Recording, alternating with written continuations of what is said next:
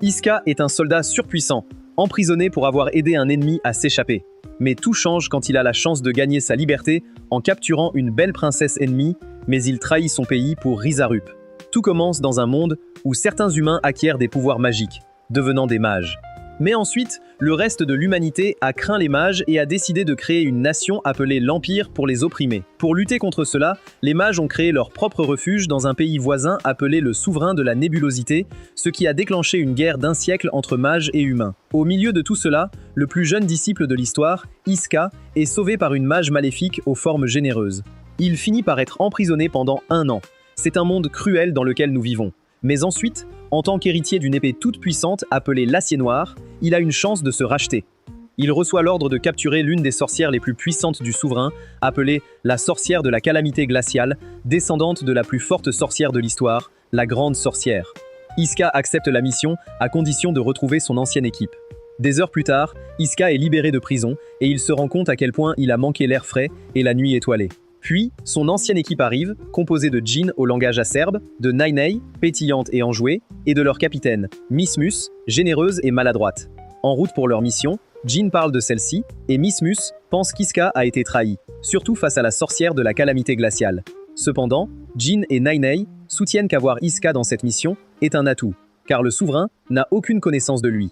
Soudain, leur voiture explose, et ils sont attaqués par des dizaines de mages qui ont réussi à percer les lignes de front de l'Empire. Bien qu'Iska affirme qu'il pourrait les battre tous, il a besoin d'un moment pour retrouver sa forme.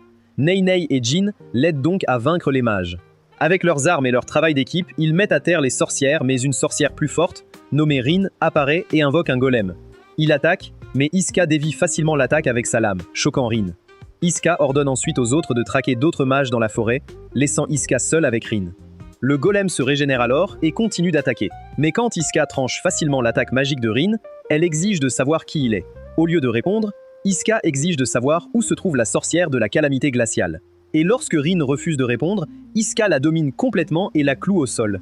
Puis soudain, la température chute et une puissante tempête de neige les entoure, alors que la sorcière de la calamité glaciale arrive enfin. Elle se présente sous le nom d'Alice, et Rin l'avertit qu'Iska est un disciple signé et que sa lame peut trancher les capacités astrales. Cependant, Alice refuse de reculer et exige de savoir qui est Iska pour être capable de vaincre Rin.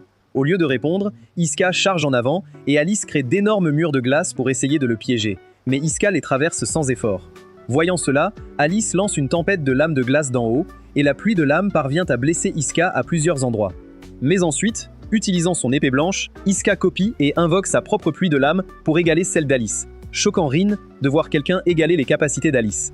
Puis, Alice dit à Iska d'abandonner, mais Iska refuse avec colère, disant qu'il sera celui qui mettra fin à cette guerre. En entendant cela, Alice se fige et recule, réalisant qu'il y a quelqu'un qui veut la même chose qu'elle. Soudain, il glisse, et Iska la rattrape comme une princesse, ce qui la fait rougir. Incapable de résister à son visage d'ange, elle invoque son oiseau géant et s'enfuit avec Rin. De retour chez elle, Alice prend un bain, incapable de chasser de son esprit le toucher viril d'Iska et sa détermination à apporter la paix dans le monde. Éprouvée par des conflits internes, Alice décide d'aller voir une pièce romantique pour se changer les idées. Là, elle ne peut retenir ses larmes en regardant le Témou, Roméo et Juliette. Juste à ce moment-là, quelqu'un lui tend son mouchoir pour ses larmes et elle l'accepte. Mais quand elle essaye de le remercier après le spectacle, elle est choquée de découvrir que l'homme n'est autre qu'Iska. La veille, Iska n'avait pas pu dormir, pensant aussi à Alice. La capitaine Miss Smith l'a remarqué et lui a proposé son oreille pour l'écouter. Mais bien qu'il ait voulu tout lui dire, il a choisi de ne pas le faire. Miss Smith a pris cela comme un signe de traumatisme potentiel, alors elle l'a emmené dans sa chambre où des poupées sont exposées et des couvertures mignonnes sont en train de sécher, qu'elle a rapidement enlevées. Puis elle a suggéré qu'Iska avait juste besoin de faire une petite pause avant leur prochaine mission, alors elle lui a donné un billet d'opéra pour Roméo et Juliette, que Iska a accepté. Puis, en route, il rêve de son ancien maître, Crosswell, qui lui avait confié ses lames astrales jumelles. Son maître lui rappelle que ces épées ne sont pas que des armes, mais un symbole d'espoir pour l'humanité. À son réveil, Iska s'excuse auprès de Nainei d'avoir dormi et la remercie de l'avoir amené à Neutral City pour l'opéra. Une fois arrivé, il regarde le spectacle et voit la personne devant lui pleurer pendant la représentation. Il lui offre alors son mouchoir, qu'elle accepte avec gratitude. Mais après le spectacle, elle essaie de le remercier, et c'est alors qu'il s'avère que c'est Alice. Elle suppose qu'Iska l'a suivie dans la ville neutre et attend une occasion de l'attaquer. Mais avant qu'elle ne puisse l'affronter, Rin l'arrête et lui rappelle la règle la plus importante de la ville neutre. Pas de combat. Exactement ce que Thomas Shelby a dit, car la ville est un lieu où les citoyens des deux côtés de la guerre coexistent sans violence. N'ayant pas d'autre choix, Alice et Rin décident de quitter les lieux. Elles vont ensuite chercher à manger dans un célèbre restaurant de pâtes. Mais en arrivant au restaurant, elles découvrent que toutes les tables sont occupées. Le serveur leur dit qu'elles peuvent seulement s'asseoir à une table réservée et manger avec un inconnu, ce qu'elles acceptent avec plaisir. À leur grande surprise, la table appartient en fait à Iska, et Alice soupçonne immédiatement qu'une autre coïncidence est impossible. Mais Iska explique qu'il a réservé la table avant même que l'opéra ne commence. Comme partir donnerait l'impression qu'elle est une lâche, Alice accepte à contre-cœur de partager la table. Au moment de commander, Iska et Alice choisissent exactement le même plat, jusqu'à la cuisson des pâtes. Le serveur suppose qu'ils se connaissent bien, mais ils nient tous les deux immédiatement. En mangeant, Alice découvre qu'Iska est un amoureux des pâtes, tout comme elle. Ils commencent à discuter de tout ce qui concerne les pâtes, des nouilles aux sauces, comme deux passionnés, oubliant complètement qu'ils veulent se battre. Mais Rin le remarque tout de suite et rappelle à Alice qu'Iska est toujours un ennemi, lui disant de se concentrer sur son repas. Plus tard dans la nuit, Rin avertit Alice de ne parler à personne de ce qui s'est passé, car leur reine ne serait pas contente. Elle lui dit aussi de se débarrasser du mouchoir qu'Iska lui a donné avant qu'elle ne s'attache trop à l'ennemi. Et Alice insiste sur le fait que cela n'arrivera jamais, mais elle garde quand même le mouchoir. Pendant ce temps, Iska a aussi du mal à dormir. Mais quand il le fait, il rêve d'un incident passé où son train a été soudainement attaqué par des monstres qu'il a dû combattre. Mais c'est alors qu'un mage de glace est venu le sauver et vaincre les monstres. Avant qu'il ne comprenne ce qui se passe, il se réveille. Le lendemain matin, Iska rejoint son équipe pour l'entraînement et leur vieille amie, une femme à 4 yeux nommée Rizia, apparaît et annonce qu'elle supervisera leur prochaine mission en tant que capitaine. Remarquant qu'Iska a toujours l'air épuisé à cause de son manque de sommeil, elle lui donne un billet pour une exposition d'art et suggère que peut-être aller voir des peintures inspirantes est une bonne solution à son tourment intérieur. Pendant ce temps, Alice rencontre sa mère, la reine Miliver. La reine l'interroge sur le mystérieux soldat impérial qu'elle a combattu dans la forêt.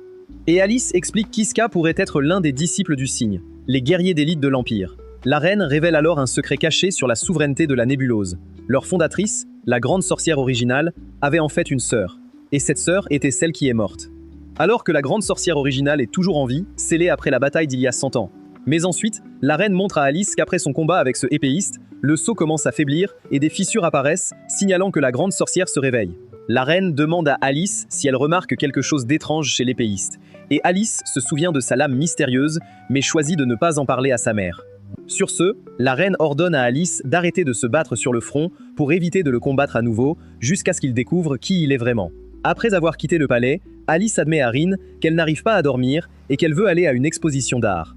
Rin s'inquiète qu'Alice puisse croiser à nouveau Iska, mais Alice lui assure que c'est purement une coïncidence. Cependant, une fois là-bas, elle tombe sur Iska. Ça recommence. Et Alice se demande pourquoi Iska continue d'apparaître sur le territoire neutre.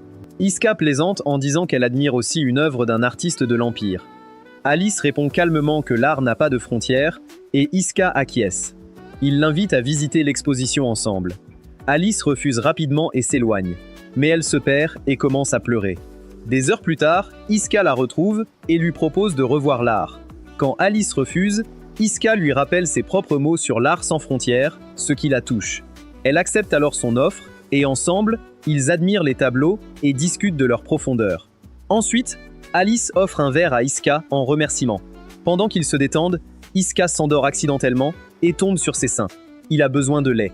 Là, Alice le regarde en silence, sachant qu'il pourrait lui prendre la vie, mais elle se retient, refusant de le voir comme un simple adversaire.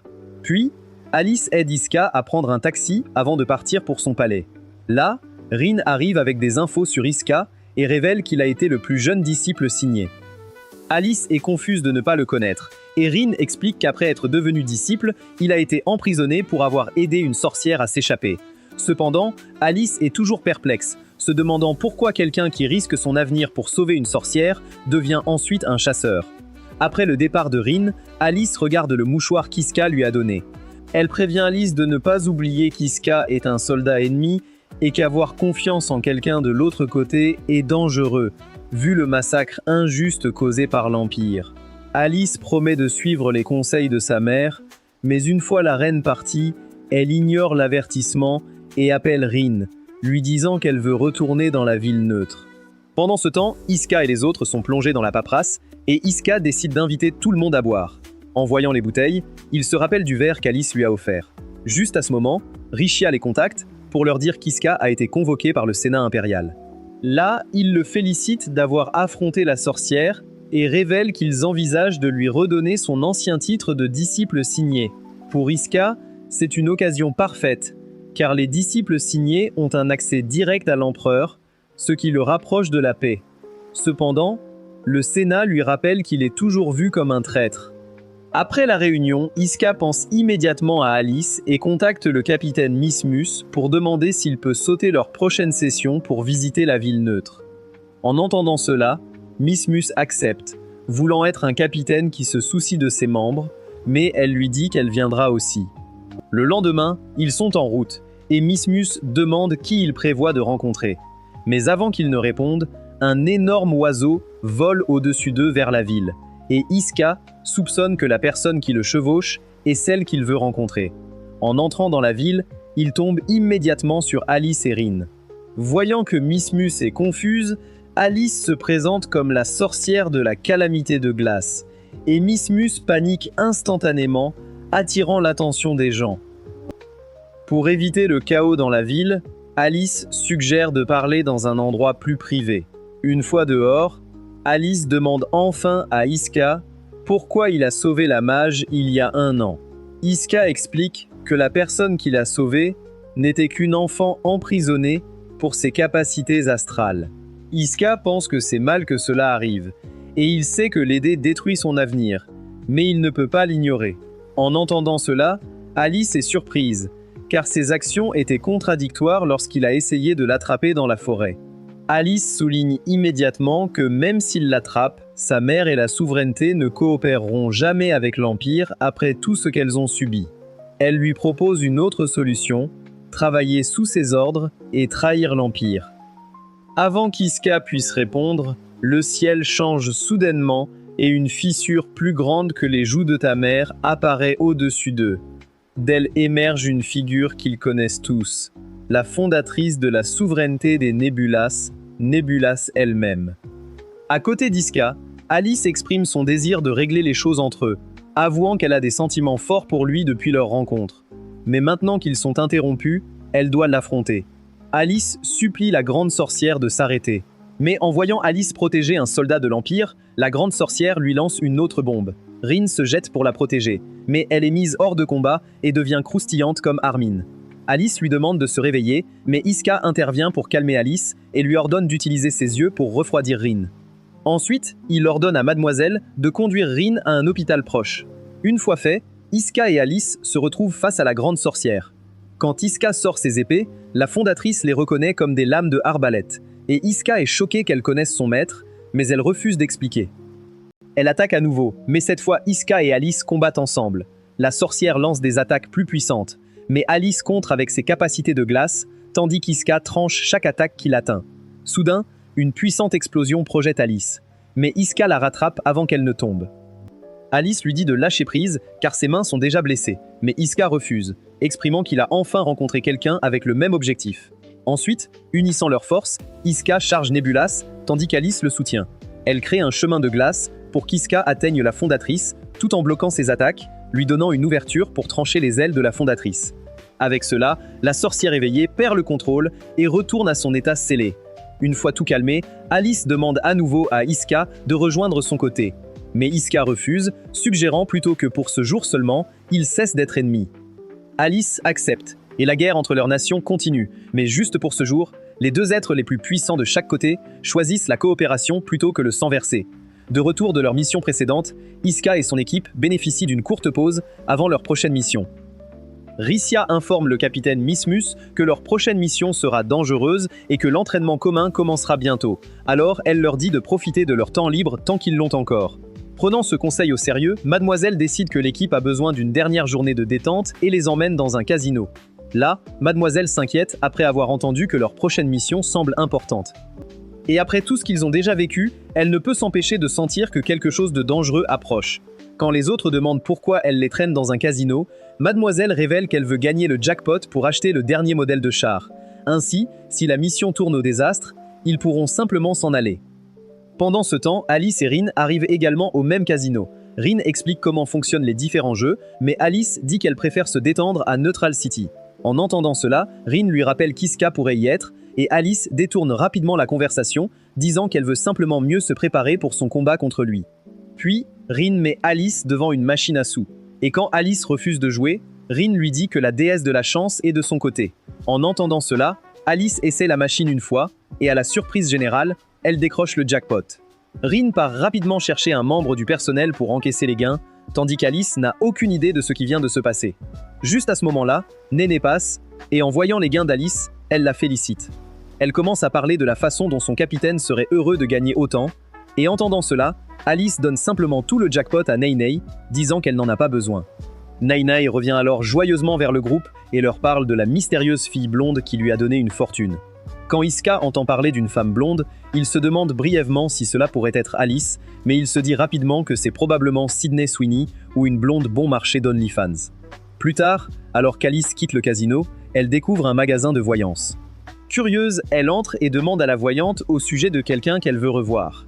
La voyante utilise alors ses cartes de tarot et elle lit que l'homme qu'Alice cherche est toujours proche et que leur connexion est plus forte que le jeu de pull-out de Mr. Sins. Juste après qu'Alice quitte l'endroit avec Rin, Iska et les autres passent devant le même magasin. Par curiosité, Iska entre et demande à propos de quelqu'un qu'il veut retrouver. La voyante utilise encore une fois ses cartes de tarot et répond exactement la même chose, que la personne qu'il cherche est à proximité et que leur lien est plus fort que la capacité de gorge de Mia Khalifa. De retour au quartier général de l'Empire, Rissia est convoqué par le Sénat impérial, et il l'informe qu'ils veulent que l'équipe de Misma soit redirigée vers un endroit appelé Vortex. Rissia informe l'équipe que la guerre entre l'Empire et la souveraineté de la Nébula a commencé à cause d'un phénomène astral énorme. Le premier Vortex apparaît après un débordement d'énergie astrale, et de cet événement découle le pouvoir que les sorcières et les mages utilisent aujourd'hui. Elle révèle qu'un second Vortex est apparu, et si la souveraineté y arrive en premier, l'Empire craint qu'ils ne prennent un avantage dangereux. L'équipe d'Iska reçoit donc l'ordre de sécuriser la zone. Pendant ce temps, Alice reçoit la même nouvelle, mais elle est confuse de ne pas avoir été informée plus tôt. Rin révèle que la famille Zoa, l'une des 3 familles royales de la souveraineté, retarde intentionnellement l'information. Comme les forces de pouvoir astral opèrent dans cette région, la famille Zoa essaye peut-être de garder le pouvoir du Vortex pour elle. Alice se rend directement sur leur territoire, mais ni elle ni Rin ne voient personne. Mais Rin détecte rapidement un homme masqué derrière elle. Elle l'interpelle, et l'homme fait l'éloge de Rin pour ses célèbres sens aigus. Ils reconnaissent cet homme comme Lord Mask, et Alice exige de savoir pourquoi la famille Zoa cache des informations sur le Vortex.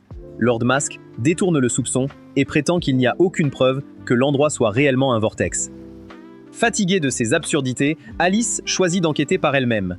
Près de cette zone, l'Empire a établi une base, et Iska et son équipe y sont déjà.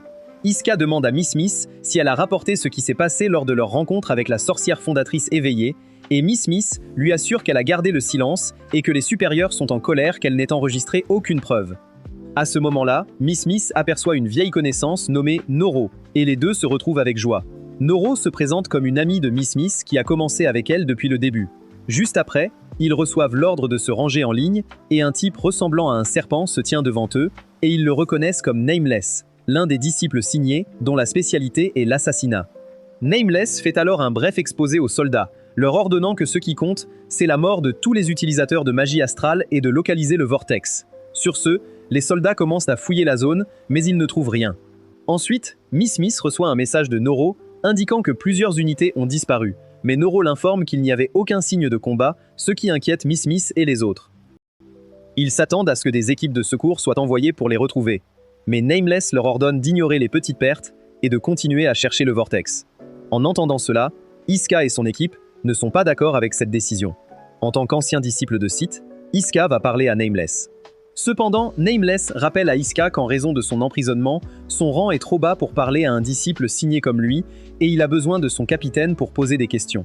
C'est alors que Miss Smith apparaît, et en tant que capitaine de son équipe, elle demande pourquoi il n'y a pas d'équipe de secours pour localiser les escouades disparues. Plus tard, Iska explique tout à Jin et Nae et que Nameless ignore complètement leurs questions, ce qui leur fait soupçonner qu'il y a une mission secrète et plus importante derrière tout cela. Soudain, Miss Smith sort accidentellement de la douche. Avec toutes ses courbes à l'air, elle se sent immédiatement gênée et son équipe la rassure, affirmant que ces courbes plus douces que le beurre sont très appréciées pour le service aux fans. Pendant ce temps, Alice se dirige également vers le Vortex et Rin pense qu'Alice espère secrètement croiser à nouveau Iska. Alice le nie rapidement, insistant sur le fait qu'en tant que princesse d'une famille noble, protéger la souveraineté est sa responsabilité. Alice et Rin se rendent ensuite à l'emplacement du vortex suspecté, où les gardes sont choqués de voir sa présence. Ils essaient de l'arrêter, mais elle entre à l'intérieur où Lord Mask apparaît pour l'affronter, mentant sur le fait qu'ils ont seulement récemment découvert le vortex et qu'il était sur le point de le signaler à la reine. Puis sa nièce au nom ridicule, Kissing, apparaît, et Lord Mask assure à Alice qu'elle n'a pas besoin de s'inquiéter de défendre le vortex, car Kissing est plus que capable de gérer les attaquants. Alice est surprise d'entendre cela, et quand elle demande la force de Kissing, Mask revendique fièrement que ses capacités surpassent même celles d'Alice. Alice demande alors quel est le véritable objectif de la famille Zoa. Et Lord Mask admet que chaque mage astral rêve de voir l'Empire vaincu. Donc pour lui, obtenir le contrôle du vortex est simplement une autre étape vers ce rêve. De cette réponse, Alice réalise la vérité que la famille Zoa ne prévoit pas de protéger le vortex, mais qu'elle a l'intention de l'utiliser comme une arme et de changer l'équilibre de la guerre. Pendant ce temps, Iska et son équipe continuent de chercher le vortex, et leur équipement détecte soudainement des lectures d'énergie astrale inhabituelles.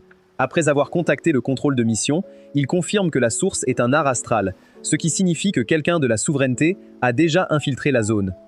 Et compte tenu des soldats disparus, ils soupçonnent que l'infiltrateur pourrait être responsable. Et quand il voit un immense faisceau dans le ciel, il soupçonne que cela pourrait être le vortex et s'excite à l'idée d'être les premiers à le découvrir. Mais ensuite, une autre voiture arrive et il s'avère que c'est Noro et son équipe. L'équipe. D'abord, Miss Miss l'embrasse joyeusement, mais Noro la serre plus fort, comme pour l'écraser, et révèle qu'elle et son équipe sont des mages de la souveraineté en mission pour capturer des soldats impériaux. Avec Miss Mus en otage, Iska et les autres se figent. Mais soudain, les ennemis sont abattus un par un, et on découvre que Nameless est là pour les attaquer par surprise. Un mage crée une distraction avec une attaque de feu, permettant à Noro de fuir avec Miss Mus. Nameless jette une lame sur Noro, mais Iska la bloque, refusant de laisser Miss Mus devenir un dommage collatéral. Grâce à cela, Noro s'échappe, et Nameless devient furieux, accusant Iska d'ignorer un ordre direct. Cependant, Jin souligne qu'ils savent déjà où Noro se dirige. Nameless recule, mais rappelle que la mission reste inchangée et qu'ils doivent sécuriser le vortex. De retour au vortex, Alice est surprise de voir à quel point il est petit. Lord Mask soupçonne qu'il ne peut renforcer que 2 mages avant de disparaître. Ils reçoivent alors un rapport que Noro a capturé un soldat impérial, et en le confrontant, Alice est surprise de voir que c'est Miss Mus. Au début, Miss Mus ne reconnaît pas Alice, mais quand elle le fait, Rin l'assomme rapidement et gronde Noro d'avoir amené un soldat ennemi au milieu de leur base. Voyant Miss Mus là, Alice soupçonne qu'Iska pourrait être proche. Elle réalise que cette situation lui donne la chance parfaite de revoir Iska. Elle et Rin partent rapidement à sa recherche, et quand Rin demande pourquoi, Alice lui dit qu'elle veut se battre à nouveau contre Iska. Pendant ce temps, l'Empire commence à tirer des missiles sur les bases ennemies, et Iska et les autres savent qu'ils doivent trouver Miss Mace rapidement avant qu'elle ne soit transformée en canard laqué. Puis, ils localisent la base ennemie et voient Miss Miss traînée par Noro. Quand Noro tente d'attaquer, Iska bloque sans effort chaque coup, montrant à cette idiote qu'elle est inférieure à lui. Soudain, Kissing entre sur le champ de bataille. Et quand un missile est tiré dans leur direction, Kissing l'arrête instantanément avec ses capacités astrales et le fait disparaître. En voyant cela, Iska réalise qu'elle est une pure race et extrêmement puissante. Ailleurs, Alice atteint la base impériale, et en arrivant, elle est agacée par son vide. Cela change quand Nameless manque de la décapiter, si ce n'était pour Rin qui protège Alice.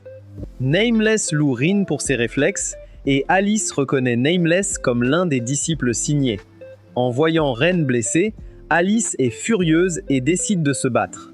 De retour à la base des mages, Kissing lance son attaque contre Iska, créant d'énormes armes en forme d'épines et les tirant sur lui. Cependant, Iska les bloque sans effort, et Kissing comprend immédiatement qu'il doit être un disciple assigné. À la base impériale, Alice continue de se battre contre Nameless, lançant des vagues d'attaques de glace, mais il les évite et contre-attaque en lui renvoyant ses propres lames. Encore une fois, Rin protège Alice, et voyant Rin blessée, Alice décide d'activer sa technique ultime, la grande calamité de glace, rendant la zone plus froide que Cole Palmer. Mais Nameless parvient à s'échapper. À ce moment-là, Kissing utilise son pouvoir astral pour restaurer le missile détruit et l'envoie s'écraser sur Iska.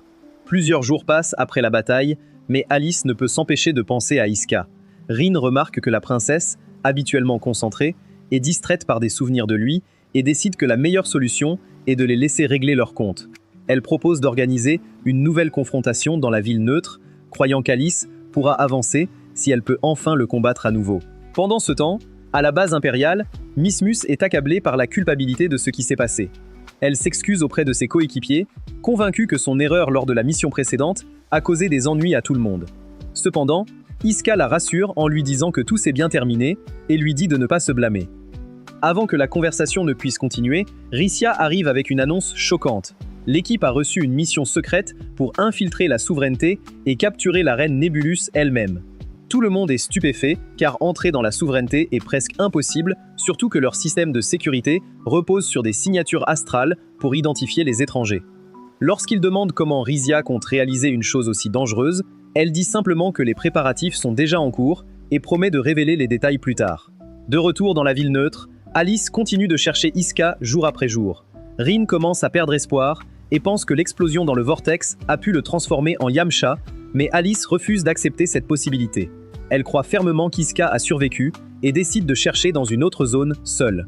Alors que Rin observe Alice poursuivre un seul soldat impérial, elle commence à réfléchir aux responsabilités d'Alice en tant que membre de la famille royale.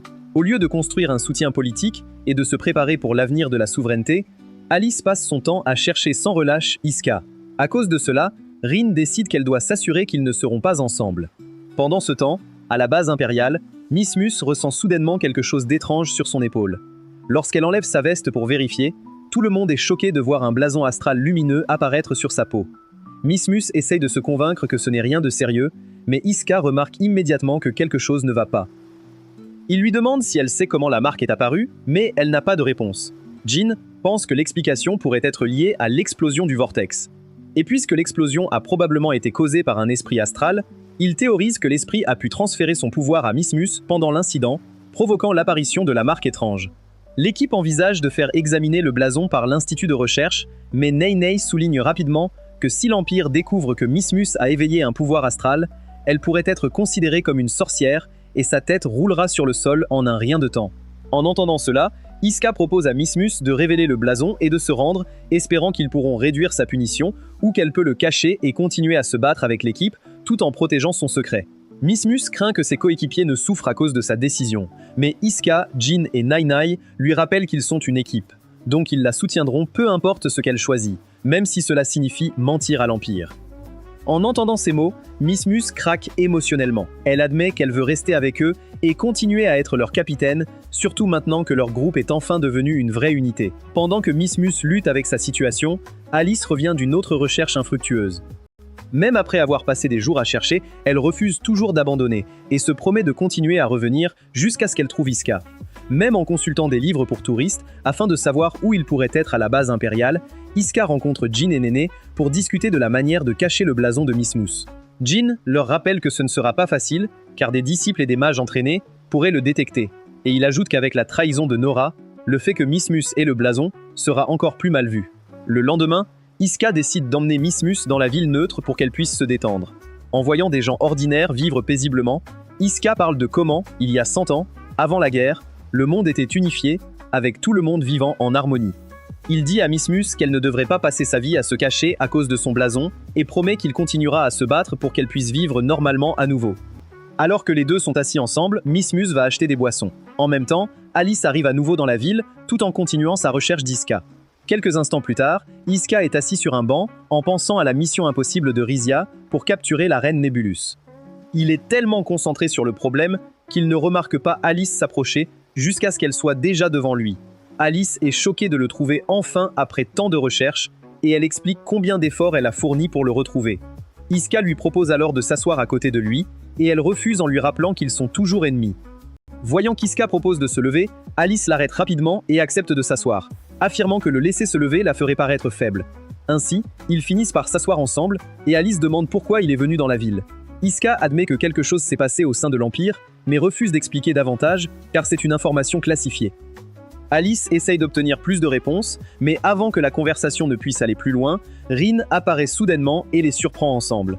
Alice essaye immédiatement d'expliquer la situation, mais Rin la regarde en sachant qu'elle essaye d'obtenir le gros glizzy du Black Swordsman. Regard percutant. Elle donne un verre à Alice et en propose un à Iska, feignant d'être simplement gentille. Après avoir vu Alice boire le sien, Iska accepte le verre sans méfiance.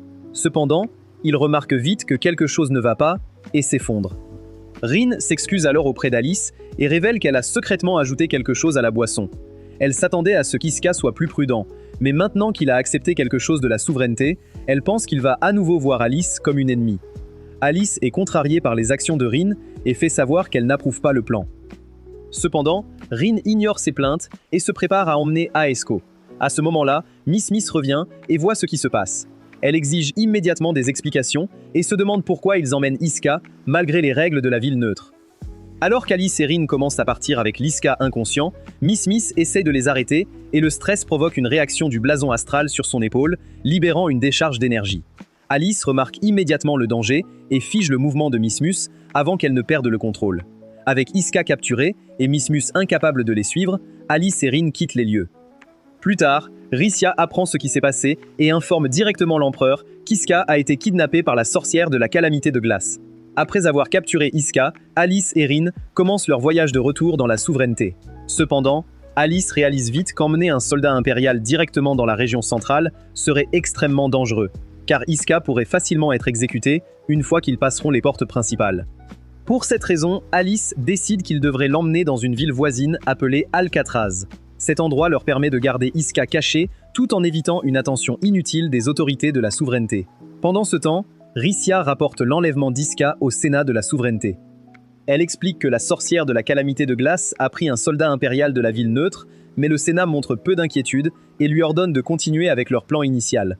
Cependant, Rissia révèle que l'empereur lui-même a décidé de reporter la mission. Puisqu'Iska a été emmené à Alcatraz, Rissia pense qu'ils ont découvert une nouvelle opportunité. La ville est également connue comme le lieu où Salinger, une figure dangereuse qui s'est un jour opposée à l'ancienne reine nébuleuse, est emprisonnée. Selon Rissia, libérer Salinger pourrait leur donner un avantage contre la reine actuelle à cause de son conflit passé avec la famille royale. Après avoir entendu la proposition, le Sénat approuve le changement de stratégie. De retour à la base impériale, Rissia rencontre l'unité d'Iska et explique leur prochaine mission pour entrer dans la souveraineté, localiser Iska et le ramener sain et sauf. Pour cela, Rissia présente un dispositif spécial contenant de l'énergie astrale. Lorsqu'il est activé, le dispositif crée un blason astral temporaire qui fait apparaître l'utilisateur comme un mage astral. Rissia démontre le dispositif en donnant à Néné un faux blason sur sa main et explique que l'effet ne durera qu'environ une semaine, mais cela devrait suffire au groupe pour se déplacer à travers le territoire ennemi sans éveiller de soupçons. Après avoir vu son efficacité, Jean utilise immédiatement le dispositif sur Miss Mus pour couvrir son blason existant et empêcher quiconque de découvrir son véritable état. Avec leur déguisement prêt, Rissia explique que l'équipe entrera à Alcatraz et cherchera Isko, tandis que d'autres forces impériales créeront une distraction. Leur objectif ultime reste de capturer la reine de la souveraineté, mais sauver Iska devient leur priorité. Pendant ce temps, Alice, Rin et l'Iska inconscient arrivent à Alcatraz. Alors qu'ils voyagent vers leur destination, Alice vérifie Iska et remarque qu'il dort toujours. À cause de cela, elle devient curieuse et commence à toucher sa peau, se demandant à quoi cela ressemble de l'embrasser. Elle se demande ensuite pourquoi il ne s'est pas encore réveillé. Mais lorsque Rin doit soudainement arrêter le véhicule, le mouvement fait tomber Iska sur les seins crémeux d'Alice. La situation inattendue fait paniquer Alice, et une fois qu'Iska reprend enfin conscience, il réalise qu'il a été kidnappé. Voyant cela, Iska exprime simplement sa déception de voir la sorcière de la calamité de glace utiliser des tactiques sournoises sur lui à la ville neutre. Et Alice insiste sur le fait que c'est le plan de Rin et non le sien. Ils arrivent ensuite à un hôtel, et Rin rappelle à Iska qu'il est maintenant profondément dans le territoire de la souveraineté et qu'échapper serait presque impossible. Dans la chambre, Rin suggère de garder Iska attachée ailleurs pour sa sécurité, mais Alice n'est pas d'accord car elle ne veut pas que les gens croient qu'elle maltraite ses prisonniers. Rin refuse également de laisser Alice seule avec un soldat ennemi. Elle prépare donc une chambre de luxe séparée pour Alice pendant qu'elle veille sur Iska elle-même. En même temps, Jean, Miss Mus et Nai Nai entrent avec succès à Alcatraz en utilisant leur faux blason astral. Rissia explique que la ville est un secteur de prison privée où des criminels dangereux de différentes nations sont détenus contre paiement. Jean se demande si tous les prisonniers sont des astrales et Ricia commence à expliquer les types de criminels présents. Cependant, elle s'arrête avant de mentionner Salinger pour garder son plan secret. Il rencontre ensuite Ricia, qui est là de manière inattendue, et elle dirige l'équipe vers la prison d'Ola Lugen, où Iska est censé se trouver. De retour à l'hôtel, Rin décide de changer la vie d'Alice sur Iska. Elle pense qu'Alice s'est trop attachée à lui et prévoit de le rendre dangereux pour elle.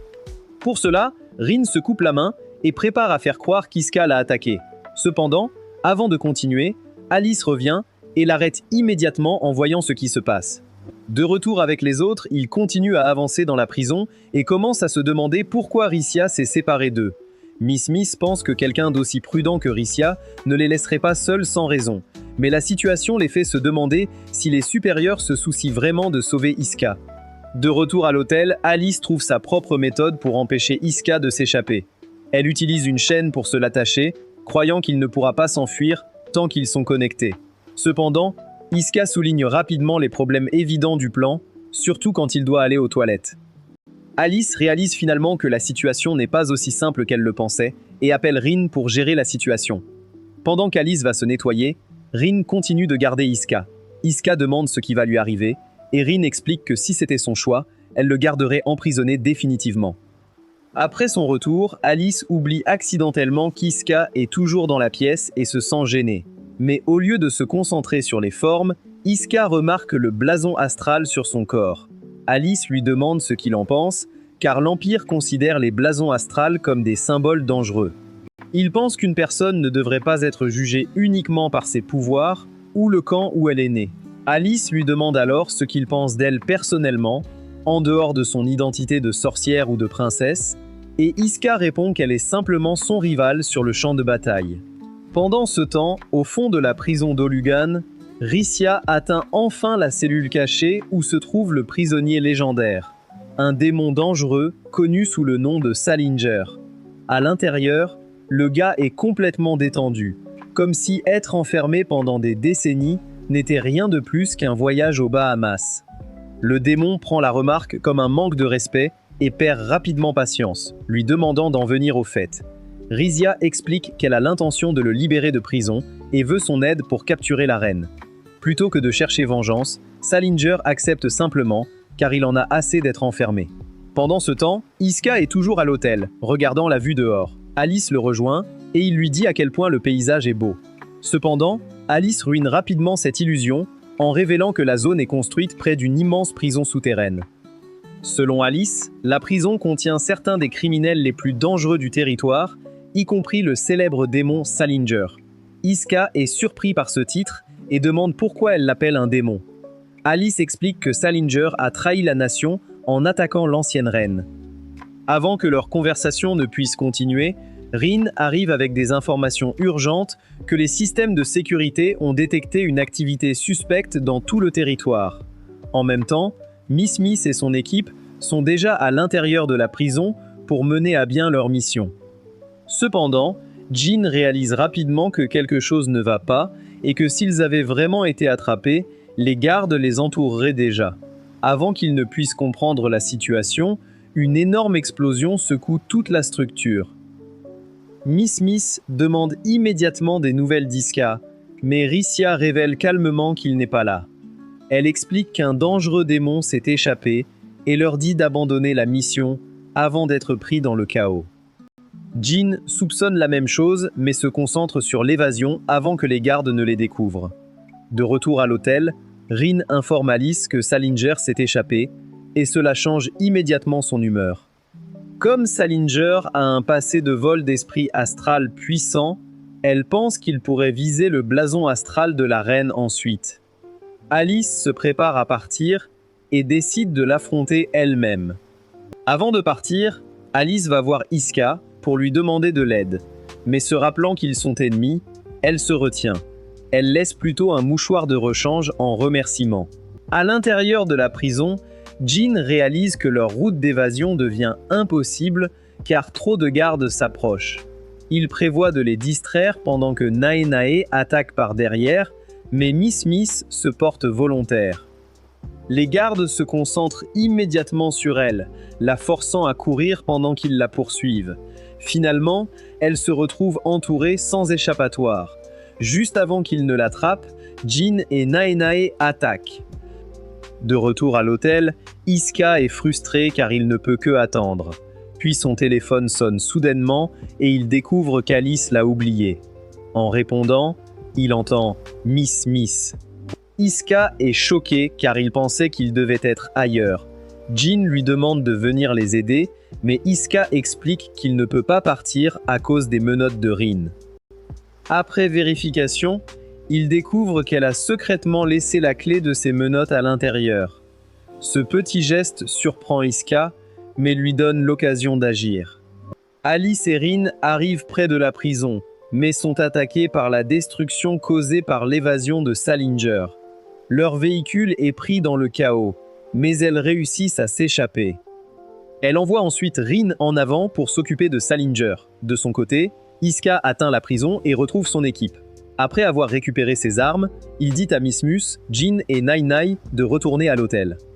Au fond de la prison en ruine, Rin trouve Salinger assis parmi les débris, comme si c'était son trône. Elle l'appelle immédiatement traître et lui rappelle qu'il a tenté de voler l'esprit astral de la reine. Dans son esprit, rassembler ses pouvoirs lui permettra de surpasser même les dirigeants du monde. Rin refuse d'accepter son arrogance et l'attaque. Rin réalise qu'il ne possède pas qu'un seul pouvoir et qu'il a volé plusieurs esprits astrals. Elle invoque alors son esprit astral de terre et crée un puissant golem pour se battre. Rin comprend que Salinger a volé des capacités qui étaient destinées aux dirigeants de la souveraineté. Elle continue de se battre, mais Salinger se moque de ses efforts. Mais avant qu'il ne puisse porter le coup final, Iska intercepte l'attaque invisible de Salinger et se place entre lui et Rin. Pour la première fois, Salinger est vraiment surpris. Mais il pose une condition. Une fois le combat terminé, Rin et la souveraineté doivent le laisser, lui et ses coéquipiers, retourner en toute sécurité à l'Empire. Rin ne répond pas directement, mais son silence indique à Iska qu'elle est d'accord. L'ancien prisonnier est confus, ne comprenant pas pourquoi un soldat impérial se mettrait en travers de son chemin, surtout quand Salinger ne cible même pas l'Empire. Alors que leur combat se poursuit, Salinger est toujours surpris qu'Iska ait réussi à bloquer son attaque invisible. Il pensait que son pouvoir basé sur le son était impossible à contrer, car personne ne devrait pouvoir voir d'où l'attaque venait.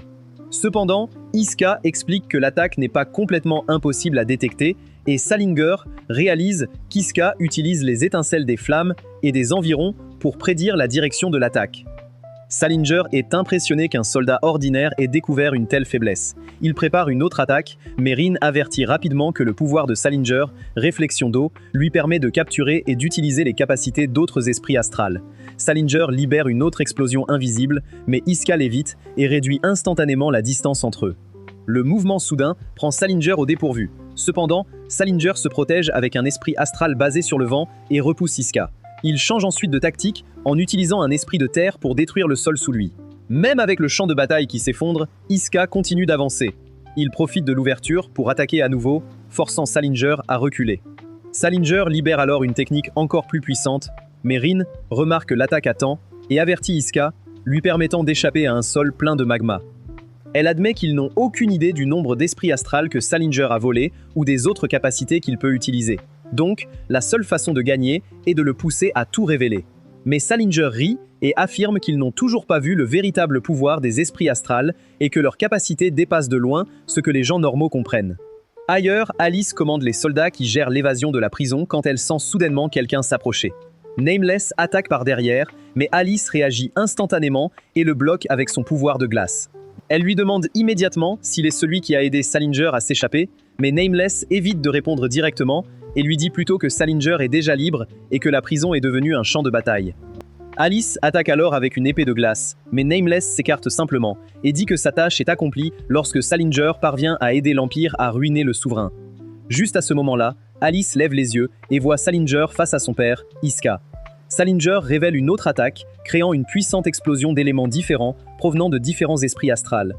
Iska tente de la couper comme auparavant, mais cette fois l'attaque change après avoir été tranchée. L'énergie explose autour de lui, le laissant enseveli sous la destruction. En voyant cela, Rin réalise la véritable raison derrière l'obsession de Salinger pour la collecte des esprits astrales.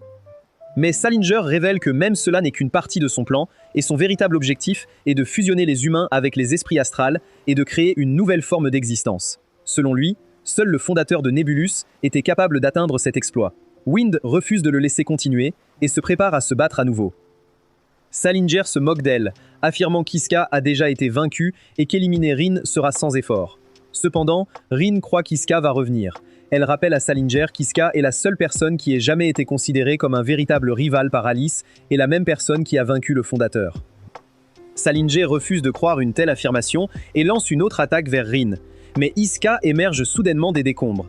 Salinger est choqué qu'il ait survécu à une technique aussi puissante. Et Iska explique qu'avec les capacités de sa lame, il s'est protégé en gelant son corps avec de la glace au dernier moment.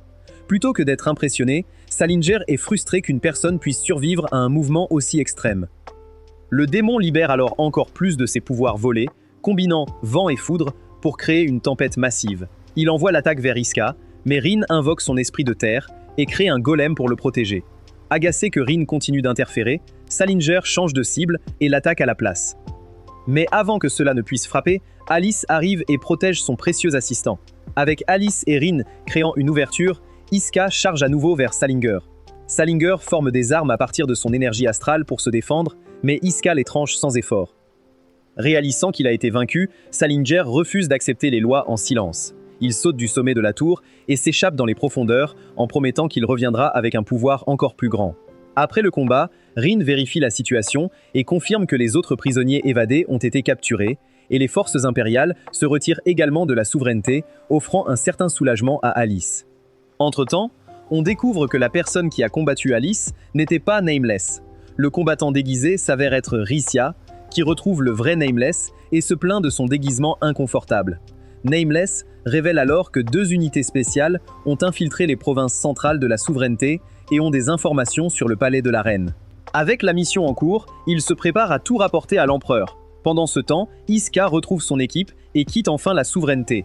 Cependant, bien qu'il soit sorti sain et sauf, il reste concentré sur la recherche d'une solution pour le mystérieux blason astral de Mismus. Plus tard dans la nuit, Alice félicite Rin d'avoir tenu tête à Salinger, mais Rin admet qu'elle n'aurait pas pu le vaincre sans l'aide de Papa Aska. Dès qu'Alice entend le nom d'Iska, elle devient immédiatement heureuse. Mais Rin lui rappelle qu'il est toujours un soldat ennemi. Malgré tout, Rin reconnaît qu'Iska est différent et qu'il est honorable, l'ayant sauvé sans raison. À leur insu, la sœur d'Alice, Sisbo, observe leur conversation grâce à son pouvoir magique. En entendant parler d'Iska, elle réalise qu'il est le même soldat qui l'a sauvé de prison 1 an plus tôt. Ailleurs, Nameless et Ricia rencontrent enfin l'empereur mystérieux en personne.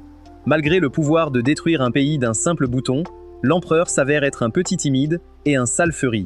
Ricia commence à faire un rapport sur la situation concernant l'évasion de Salinger, mais l'empereur perd rapidement tout intérêt pour les détails. Il se concentre plutôt sur quelque chose de plus épicé.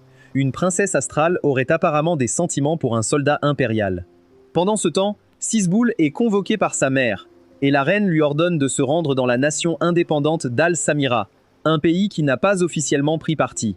Elle explique que des rumeurs suggèrent qu'Al-Samira pourrait secrètement coopérer avec l'Empire, et Milaver veut que Sisbel enquête sur la véracité de ces rumeurs. Sisbel se prépare alors à partir seule, croyant pouvoir gérer cela par elle-même. Avant de partir, elle fait comprendre à son majordome Schwartz qu'elle ne fait pas entièrement confiance aux gens autour d'elle.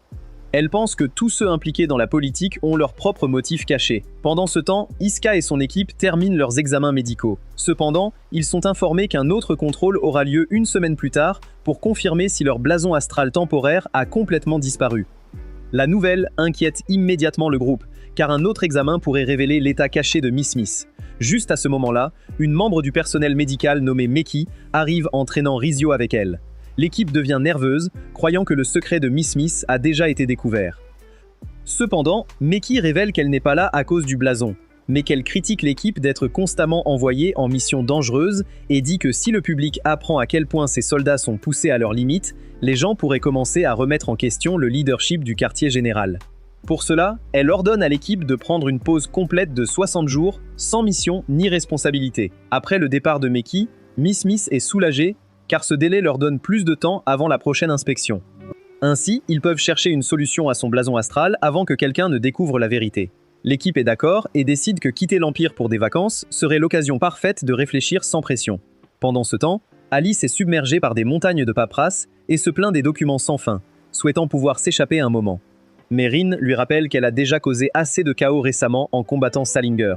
Plus tard, ils entendent des célébrations à l'extérieur, signalant l'arrivée de quelqu'un d'important. Alice suppose qu'il s'agit de sa sœur aînée, Alatyr, qui revient tôt pour l'élection royale. Et elle s'intéresse immédiatement à la possibilité de prendre une pause, mais Rin lui rappelle que Sisbel est déjà partie sur ordre de la reine, ce qui signifie qu'Alice n'a d'autre choix que de rester au palais. Ailleurs, Alatyr rencontre le seigneur Masque et lui révèle son soupçon que quelqu'un proche de la famille royale pourrait secrètement coopérer avec l'Empire. Masque trouve l'idée intéressante, mais demande si elle a des preuves. Alatyr admet qu'elle n'a pas encore assez de preuves, mais elle pense que quelque chose de suspect se passe dans leur propre camp. Quelques jours plus tard, Iska et son équipe arrivent à Al-Samira pour leurs vacances, un endroit célèbre pour ses stations, ses plages et ses belles filles qui coûtent $1 de l'heure. Après leur arrivée, Miss Smith devient immédiatement excitée par tout ce que la station a à offrir. Elle et Nae passent du temps à profiter de la plage, et la journée se transforme finalement en une longue célébration. Cette nuit-là, Miss Smith est complètement épuisée, et Jin finit par la porter vers l'hôtel. Nae et Iska partent acheter des provisions pour le dîner. Mais avant qu'ils n'aillent loin, Nae doit s'éloigner après avoir trop bu, laissant Iska seule. Par coïncidence, ils croisent une fille mystérieuse. En se regardant, ils réalisent qu'ils se sont déjà rencontrés. Iska la reconnaît comme la fille qu'il a aidé à s'échapper de prison 1 an plus tôt. Mais avant qu'il ne puisse vraiment parler, Néné revient. Et quand Iska se retourne, la fille a déjà disparu. Pendant ce temps, la fille s'enfuit, se demandant si c'était vraiment le disciple Iska. Schwartz finit par la rattraper, épuisé d'avoir essayé de suivre. Lorsqu'il demande ce qui s'est passé, Sisboul révèle avec enthousiasme qu'elle a trouvé le guerrier qu'elle cherchait. Au palais, Alice continue de souffrir à cause de ses devoirs royaux, et Rin lui rappelle qu'elle a une réunion importante le lendemain. Avant qu'elle ne puisse se plaindre davantage, la reine arrive et demande à Alice de venir avec elle. Plus tard dans la nuit, Sisbel retourne à l'endroit où elle a rencontré Iska et utilise son pouvoir astral pour tracer ses mouvements. En même temps, la reine amène Alice et Rin dans la chambre de Sisbel et explique que Sisbel agit étrangement ces derniers temps et veut fouiller ses affaires pour des réponses. Rin se demande si envoyer Sisbel à Alcimiro n'était qu'une excuse pour fouiller sa chambre. Dans la chambre, il fouille les affaires de Sisbel et trouve un ancien article de journal sur l'arrestation d'Iska. L'article décrit le même incident où il a aidé quelqu'un à s'échapper de prison. La découverte choque Alice, ne comprenant pas pourquoi sa sœur cadette connaît ce soldat impérial. Pendant ce temps, Sisbel et Schwartz atteignent enfin l'hôtel d'Iska. Sisbel s'introduit dans sa chambre, mais Iska réagit immédiatement et la plaque au sol, pensant qu'elle est une assassin. Mais une fois qu'elle révèle son identité, il la reconnaît comme la fille qu'il a sauvée. Après avoir confirmé qu'ils ne sont pas ennemis, Sisbel regarde Iska et lui demande s'il retournera avec elle au royaume. Sisbel révèle qu'elle n'a jamais dit à personne que le soldat impérial qui l'a sauvée était Iska. Cependant, Iska refuse immédiatement, n'ayant aucun intérêt à accepter des récompenses coûteuses, et précise que l'argent n'est pas ce qu'il veut. Sisbo exprime alors qu'elle sait que l'incident de son sauvetage a terni sa réputation et lui a fait perdre son statut de disciple. Iska devient suspicieux et demande qui elle est vraiment. Sisbel prétend qu'elle travaille comme servante au palais royal. Mais Iska se demande pourquoi quelqu'un comme elle aurait besoin de son aide alors qu'il y a sûrement d'innombrables personnes prêtes à l'aider. Elle devient alors émotive, s'excuse de l'avoir submergée et promet qu'elle reviendra pour tout expliquer correctement. Avant de partir, elle laisse accidentellement le bracelet derrière elle. De retour avec Alice, Rin informe la reine qu'ils n'ont rien trouvé d'anormal dans la chambre de Sisbel. Mais Rin a une autre idée. Elle suggère d'envoyer Alice à Al-Samira pour qu'elle puisse parler directement à Sisbel. Pensant qu'étant sœur, Sisbel pourrait se sentir plus à l'aise pour révéler la vérité à Alice. La reine est d'accord et approuve le plan. Pendant ce temps, le Sénat impérial reçoit des informations selon lesquelles Sisbel, la sorcière de sang pur, est actuellement à Al-Samira. Capturer une pure blood étant l'une de leurs plus hautes priorités, ils décident que c'est l'occasion parfaite d'agir. Pour la capturer, ils préparent une immense arme anti-sorcière, connue sous le nom d'Objet. Au palais de la souveraineté, Alatyr retrouve à nouveau Lord Masque et révèle enfin l'identité des personnes qu'elle soupçonne d'être liées à l'Empire. Masque est choqué et l'avertit que faire de telles accusations pourrait détruire la réputation de la famille Liu. Cependant, Alatyr dit que protéger l'avenir de la souveraineté est plus important que n'importe quelle élection royale. Mais parce qu'elles sont encore ses sœurs, elle admet qu'elle n'a peut-être pas la force de prendre cette décision. En entendant cela, Mask lui dit de ne pas s'inquiéter et promet qu'il s'en occupera. Plus tard, Alice traverse le désert vers Al-Samira seule. Comme elle a passé la plupart de sa vie entourée de gardes et de protection royale, le voyage lui semble étrange. Le trajet est interrompu lorsque le véhicule s'arrête soudainement à cause d'énormes empreintes bloquant la route. Alice enquête et réalise rapidement que les traces ne proviennent pas d'une créature. Elle remarque des signes de machinerie et l'odeur d'huile, confirmant que l'objet est arrivé à Al-Samira. Pendant ce temps, Iska et son équipe ont déjà quitté leur hôtel coûteux. Miss Smith se plaint de devoir encore déménager, mais Iska explique que l'endroit précédent était trop cher. En réalité, il essaie de tenir son équipe à l'écart de tout danger lié à Sisbel et à la souveraineté. Peu après, Miss Smith Astral Crest commence à réagir à nouveau. Elle panique, car la marque pourrait exposer son secret, mais Jen lui dit de ne pas perdre espoir. Il explique qu'il existe des autocollants spéciaux vendus sur le marché qui peuvent dissimuler les signes astrales, rappelant comment Noro avait utilisé quelque chose de similaire pour cacher son identité dans l'Empire. Avec une solution possible en vue, Miss Smith devient plus optimiste et le groupe décide d'en chercher un le lendemain. Après avoir atteint leur nouvel hôtel, Iska part échanger de la monnaie, mais il croise rapidement Iska à nouveau. Elle explique que son pouvoir astral lui a permis de retracer ses mouvements en rejouant des événements passés. En suivant ses souvenirs, elle a pu trouver l'hôtel où il séjournait. Iska est impressionnée par cette capacité, mais se demande s'il est sage de révéler une telle information précieuse à un soldat impérial. Iska est la sœur cadette d'Alice. Iska est stupéfait, ne comprenant pas pourquoi une princesse royale aurait besoin de son aide. Sisbo explique alors que quelqu'un vise la reine, et que la personne derrière ce plan est liée à la lignée du fondateur, avec pour objectif une destruction totale. Elle dit que si la reine meurt, la fragile relation entre l'Empire et la souveraineté s'effondrera, provoquant une autre guerre dévastatrice entre les deux nations. Sisbel dit que c'est pourquoi elle a besoin de l'aide d'Iska. En même temps, Alice arrive enfin à Al-Samira et rencontre Schwartz, qui l'informe que Sisbel a disparu sans explication. De retour avec Iska et Sisbel, il admet qu'il veut aussi empêcher une guerre entre les deux pays, mais il refuse de retourner à la souveraineté avec elle.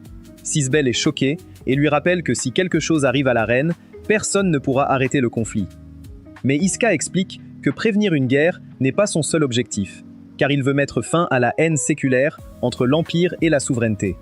Lorsque Sisbel lui demande comment il compte réaliser quelque chose d'aussi impossible, Iska dit que la réponse est des négociations de paix. Sisbel lui dit que les gens de son pays préféreraient se frapper eux-mêmes plutôt que de pardonner à l'Empire. Et Iska convient que ce ne sera pas facile, mais il croit que quelqu'un de la souveraineté partage le même rêve. Avant qu'il puisse mentionner le nom d'Alice, Lord Mask arrive soudainement avec ses soldats. Il accuse Sisbel de rencontrer un ennemi et prétend que la reine sera déçue par ses actions. Sisbel essaie d'expliquer qu'elle enquête sur quelqu'un qui prévoit d'attaquer la reine et qu'elle a besoin de l'aide d'Iska pour l'arrêter. Mais Lord Mask refuse d'écouter. Il révèle qu'il a enregistré toute leur conversation et ordonne à ses soldats de l'arrêter. Alors que Sisbel tente de s'échapper, Iska confronte Mask et lui demande pourquoi il l'attaque alors qu'ils devraient être du même côté. Mask dit simplement que Sisbel a déjà choisi la trahison. Avant que la situation ne s'aggrave, une immense arme mécanique apparaît devant eux et Iska la reconnaît immédiatement comme l'arme anti-sorcière de l'Empire, l'objet. Iska se précipite vers l'objet pour l'arrêter, mais Lord Mask se met en travers de son chemin et refuse de le laisser intervenir. Il bloque le chemin d'Iska avec confiance, agissant comme s'il était le dernier obstacle entre eux et la victoire.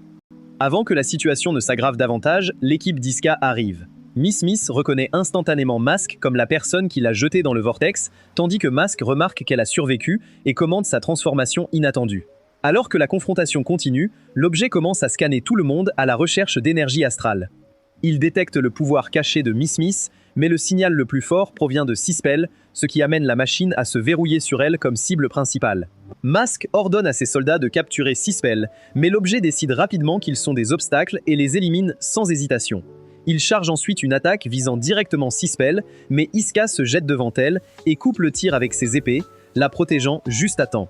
Nai arrive et dit à Iska qu'elle a besoin de temps pour préparer son arme. Pendant qu'elle travaille, Iska occupe l'objet en l'attaquant sans relâche, mais l'armure de la machine est trop solide et ses attaques ne semblent pas faire de dégâts. Finalement, Nai annonce que son arme est prête et tire. L'attaque semble détruire complètement l'objet. Cependant, la bataille n'est pas encore terminée. Ailleurs, Lord Mask rattrape Jin et l'attaque, blessant sa main.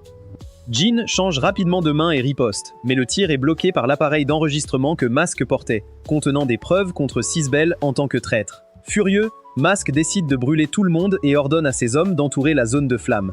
Cependant, leur magie échoue, car le pouvoir astral de Miss Miss crée un vent qui empêche le feu de se propager. Réalisé qu'elle a éveillé une capacité astrale, Mask s'intéresse à la capturer pour ses propres expériences. Avant qu'il ne puisse l'atteindre, Jin tire un coup qui brise le masque de Mask. Contraint de battre en retraite, Mask promet qu'il reviendra et se venge. Pendant ce temps, l'objet détruit s'active soudainement à nouveau. Il retire son armure extérieure et révèle une source de pouvoir cachée. Alors qu'il prépare une autre attaque, Iska remarque que l'énergie libérée est de l'énergie astrale lumineuse, signifiant qu'un esprit astral est piégé à l'intérieur de la machine. Sachant qu'il manque de temps, Iska dit à Nae de protéger tout le monde pendant qu'il se concentre sur l'objet. Il attrape Sisbel et évite l'attaque, tandis que Nae prépare une autre frappe. Cependant, cette fois, la machine crée un bouclier et bloque son arme. Iska dit ensuite à Nae d'évacuer les autres et décide de gérer le combat lui-même. Alors que l'objet charge une autre attaque, Sisbel utilise sa capacité astrale pour créer une distraction. Iska saisit l'ouverture et détruit la tête de la machine, la faisant s'effondrer. Mais au lieu de se terminer, l'énergie astrale à l'intérieur de l'objet s'échappe et capture Sisbel. L'énergie se transforme en un immense esprit astral, laissant Iska choqué. Il attaque à plusieurs reprises, mais ses coups n'ont aucun effet. Juste au moment où l'esprit commence à le submerger, Alice arrive et attaque avec ses pouvoirs de glace. Iska est surpris de la voir là, mais Alice remet immédiatement en question pourquoi cet idiot est impliqué dans une autre situation dangereuse. Alice explique qu'il s'agit d'un esprit astral, et Iska réalise que l'Empire a dû tenter de l'utiliser comme arme.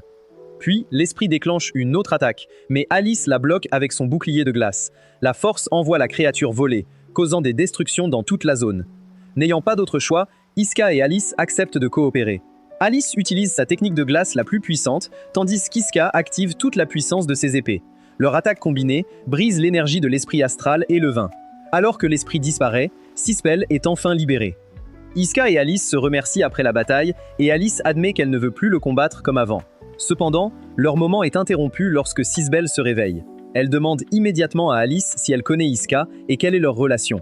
Alice nie le connaître, pendant qu'Iska suit le mouvement et fait semblant qu'ils viennent juste de se rencontrer. Sisbel révèle alors qu'elle voit Iska comme son chevalier idéal et quelqu'un sur qui elle veut compter. En entendant cela, Alice devient jalouse de voir sa sœur flirter avec son Pookie. Mais avant que la situation ne s'aggrave, les coéquipiers d'Iska arrivent, lui donnant la chance de s'échapper. Ailleurs, Ricia et Nameless apprennent qu'Iska a vaincu l'arme de l'Empire avec l'aide des sorcières. Lorsque Nameless demande où est l'empereur, Ricia suppose qu'il est probablement quelque part en train de se détendre. Pendant ce temps, Salinger erre à travers la campagne quand il sent soudain quelqu'un s'approcher. Il s'avère que c'est l'empereur lui-même qui lui dit qu'ils ont quelque chose d'important à discuter. De retour dans la souveraineté, Lord Mask reprend les baisers et lui dit que les préparatifs pour l'élection de la reine doivent commencer. En même temps, la reine convoque Elatyr et lui demande si elle est responsable de la fuite de l'emplacement de Sisbo. Elle lui demande aussi si Elatyr est bien Elatyr ou s'il se passe autre chose. Au lieu de répondre directement, Elatyr sourit simplement, suggérant que le conflit au sein de la famille royale ne fait que commencer. Plus tard, Alice retrouve Iska en secret et se demande pourquoi ils se rencontrent toujours dans des situations comme celle-ci. Mais Iska dit que cela ne le dérange pas. Alice lui dit que si quelqu'un de la souveraineté est à proximité, ils doivent faire semblant de ne pas se connaître. En voyant sa réaction, il lui demande si elle apprécie cela, et quand elle le rejette, sa réaction en dit long. Et tous deux partagent un moment, réalisant qu'ils commencent à avoir des sentiments l'un pour l'autre. Puis, ils se séparent à nouveau, retournant de chaque côté de la guerre, tout en luttant pour la même cause de la terminer. Si vous regardez ce récapitulatif d'animé jusqu'à la fin, commentez quel méchant. C'est tout pour cette vidéo. Laissez un like si vous avez aimé, et si vous voulez en voir plus, regardez cette vidéo à l'écran.